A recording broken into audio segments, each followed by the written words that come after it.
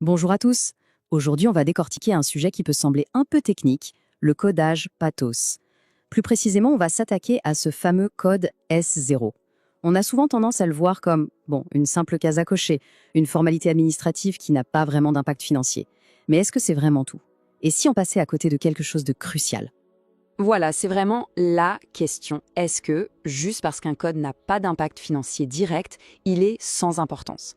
Eh bien, on va voir que la réponse est un grand non. En fait, la manière dont on gère ce petit code S0, ça n'en dit très très long sur la qualité du travail de toute une équipe. Alors, pour commencer, il faut absolument qu'on déconstruise ce mythe du SA0 inutile. Cette idée que ce n'est qu'une formalité, elle a la vie dure pour s'en débarrasser. Il faut revenir à la base. Qu'est-ce que c'est exactement, ce code, et surtout à quoi il sert vraiment? La réponse, en fait, elle est juste là, noir sur blanc, dans le guide Pathos. Le S0, c'est pour les états pathologiques qui n'ont ni traitement ni surveillance particulière. C'est simple, mais ces quelques mots, ils changent tout. C'est ça la ligne de partage des eaux. Et cette distinction, elle est absolument fondamentale. D'un côté, on a les situations où le S0 est tout à fait logique. Pensez à des séquelles d'une opération qui sont maintenant stabilisées, ou à une pathologie tellement avancée comme une démence très sévère, où la stratégie de soins n'est plus la même. Là, d'accord. Mais de l'autre côté, attention, il y a les cas où c'est une erreur. Dès qu'il faut une surveillance, même minime, pour éviter une complication, par exemple une anémie qui nécessite des bilans réguliers, là, le S0 n'a plus sa place. On doit passer à un autre codage. Bon, mais alors, qu'est-ce qui se passe si on se trompe, si on néglige ce codage? Eh bien, les conséquences, elles sont bien plus lourdes qu'une simple petite erreur dans un dossier. Ça va toucher directement à la crédibilité professionnelle de la maison de retraite. Ce qu'il faut comprendre, c'est que les incohérences, ça saute aux yeux. Surtout aux yeux du médecin validateur. Quand il voit un décalage entre un codage S0 et, disons, la grille GIR qui évalue la dépendance, c'est comme une alarme qui se déclenche. C'est un énorme drapeau rouge qui lui dit « Attention, va voir ce dossier de plus près ».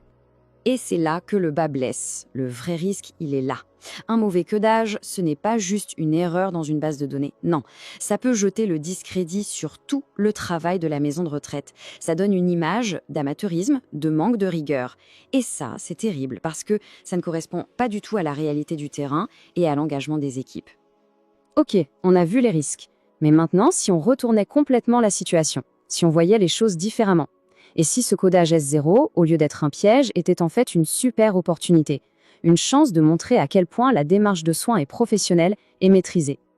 Parce qu'un codage S0 bien fait, ça a 3 énormes avantages. D'abord, ça rend toute l'évaluation cohérente. Ensuite, ça renforce la fiabilité de l'établissement. C'est une preuve de sérieux. Et enfin, ça permet de justifier, de valoriser les choix thérapeutiques qui sont faits par l'équipe. On va voir ça en détail. Concrètement, qu'est-ce que ça veut dire? La cohérence, c'est simple. Ça permet de justifier pourquoi un résident a un GIR élevé, par exemple. La fiabilité, c'est créer une relation de confiance avec le médecin valideur qui voit que le dossier est solide. Et la justification, ça c'est hyper important.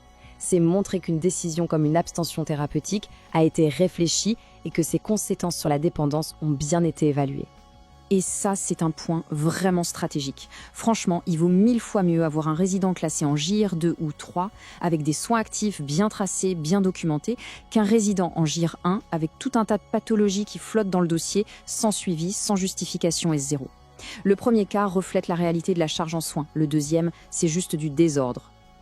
Alors, si on devait retenir une seule chose, une règle d'or, ce serait quoi? La voilà, la règle d'or. C'est un réflexe à avoir. Dès qu'on décide d'une abstention thérapeutique pour une pathologie, on doit se poser la question. Quel impact sur le GIR? Il faut réévaluer le GIR pour que tout soit cohérent avec la nouvelle situation clinique. C'est ce lien logique qui fait toute la différence. Et le code S0, c'est la petite clé qui vient verrouiller tout ça et rendre la démarche impeccable. Je vais vous laisser là-dessus avec une dernière question. Et si, au final, ce petit code S0 qu'on a tous tendance à balayer d'un revers de la main, s'il était en fait le reflet le plus fidèle du professionnalisme, de la rigueur et au bout du compte, de la qualité des soins dans une maison de retraite? Ça vaut le coup d'y réfléchir, non?